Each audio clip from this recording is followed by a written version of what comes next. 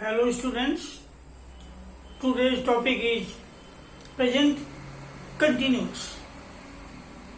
One part of present tense, present indefinite has already been described, and now let us see this present continuous और पूर्ण वर्तमान काल. The sentence in which the verb is in continuation. इस tense में कार्य चलते रहता है, कंटिन्यूएशन में रहता है, इसीलिए इसे प्रेजेंट कंटिन्यूअस या प्रेजेंट इम्परफेक्ट टेंस भी इसको कहते हैं. ये अलग अलग अंग्रेजी में एक विषय का कई नाम अलग अलग होता है. तो as they are running fast example, but this example will be given after description of affirmative sentence.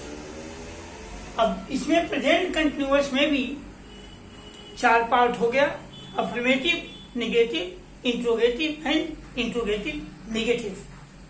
Now the first part affirmative is going to be described. It is called simple sentence also. The significance of this type of sentence is it has three helping verbs. Use is for singular number subject, are for plural number subject, and am for especially I. And fourth form main verb plus ing is used for the construction of the sentence. इस वाक्य की पहचान है, जब हिंदी से English में हम लोग ट्रांसलेट करते हैं. अंग्रेजी साहित्य में सब कुछ all things depend on translation chapter and gradually narration and voice. All these three parts of language estimated for reading, writing and understanding anything. And in this way, present continuous tense इसमें कार्य के चलते रहने का संकेत मिलता है. जैसे क्रिया के अंत में रहा है, रही है, रहे हैं आदि जुड़े होते हैं. और जैसे इसके पहले इंडिफिनिट में हमने बताया कि क्रिया के अंत में ता है, ती है, ते है जुड़ा रहता है. उसी तरह प्रेजेंट कंटिन्यूअस में क्रिया के अंत में रहा है, रही है, रहे हैं. जैसे क्रिया का एक वन पार्ट ऑफ वर्ब, जैसे जाना गो क्रिया है तो उसमें का ना हटा दिया जाता है, जा के साथ रहा है, रही है, रहे जोड़ दिया जाता है. जा रहा है, जा रही है, जा रहे हैं. Language is that form without consultation of Hindi it is difficult to understand for the students. Grammar पढ़ाते समय हिंदी में समझाना भी आवश्यक होता है, क्योंकि बच्चों की अंडरस्टैंडिंग इतनी नहीं है कि सिर्फ इंग्लिश टू इंग्लिश समझाया जाए तो समझ जाए. तो वाक्य में कंटिन्यूएशन रहता है.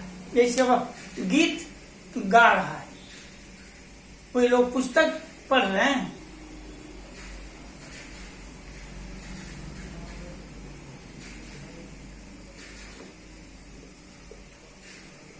ये जाना क्रिया है. इस ना को हटा करके जा में रहा है, रही है, रहे जोड़ दिया जाता है. जैसे गाना, इट इज वर्ब, ना हटा करके हम लोग गा रही है. तो इस तरह इनको ट्रांसलेट करने के लिए for translation of this main verb में आईएनजी जोड़ देते हैं. तो ये बन जाता है इक्वल टू MV4. जब मेन वर्ब में हम लोग आईएनजी जोड़ते हैं तो MV4 बनता है, चौथा रूप इसको कहते हैं। तो ये कंस्ट्रक्शन जो है इसमें 3 हेल्पिंग वर्ब्स आर यूज्ड। इसमें 3 सहायक क्रियाओं का प्रयोग होता है। नीचे मैंने लिखा है इज फॉर सिंगुलर सब्जेक्ट। अब now singular and plural has already been described in previous chapter. मैंने बताया है proper noun and some other subjects are singular. Plural noun ये सिंगुलर और प्लूरल अलग अलग सबके लिए सहायक क्रियाएं। Is for singular subject, are for plural subject and am specially for I के साथ am. And fourth for main verb plus ING is use for the construction of the sentence. वाक्य की बनावट को कंट्रोल करने के लिए मुख्य क्रिया में आईएनजी जोड़ते हैं तो मुख्य क्रिया का चौथा रूप बनता है। इस तरह से some examples are exempted. He is reading a book. ये रीड क्रिया है, इसमें आईएनजी जोड़ दिया गया है तो ये बन गया है MV4।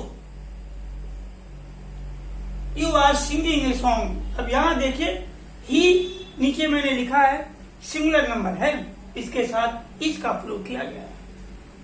यू प्लूरल है, यहाँ आर का प्रयोग किया गया है। And in this way now see the rule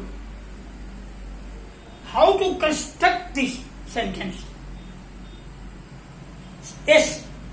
S ये सिंबल जो दिया जाता है, एस सिंबल दिया जाता है सब्जेक्ट के लिए। S equal to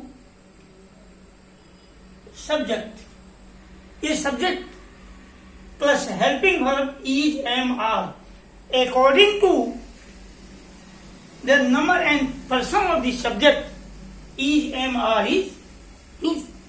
now plus MV4 as I have already told you about MV4. MV1 plus ing is equal to MV4. MV4 plus object. I am searching for my friend. ये search जो है क्रिया है, इसमें हमने ing जोड़ दिया main verb और फॉर। ये सर्च और गेट दो ऐसी क्रियाएं हैं जिनके साथ फॉर का प्रयोग हर स्थितियों में किया जाता है। तो I am searching for my friend. Some examples are given here in Hindi and translated in English. वे लोग बात कर रहे हैं, दे आर टॉकिंग, वे लोग प्लूरल नंबर का सब्जेक्ट है इसलिए यहाँ आर का प्रयोग हुआ है। वह जा रहा है, ही सिंगुलर है इसके साथ इस का प्रयोग हुआ है। वह गीत गा रही है, she is also singular so is used here. Shyam विद्यालय जा रहा है, a proper noun as I have told you that all the proper nouns always comes singular number. तो श्याम विद्यालय जा रहा है, Shyam is going to school. बच्चे अपना काम कर रहे हैं। Now here children plural number so are is given, children are doing their work. Now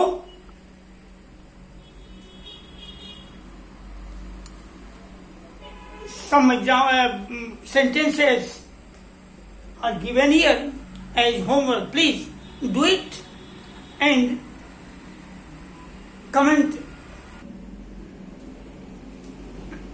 Students, the following 4 sentences are given as a homework for you.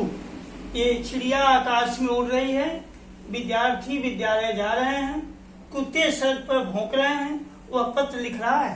ये 4 sentence as a homework given to you. Please do it and if any problem comment and clarify this. Have you understood और not? Please subscribe and like this video. Thank you very much.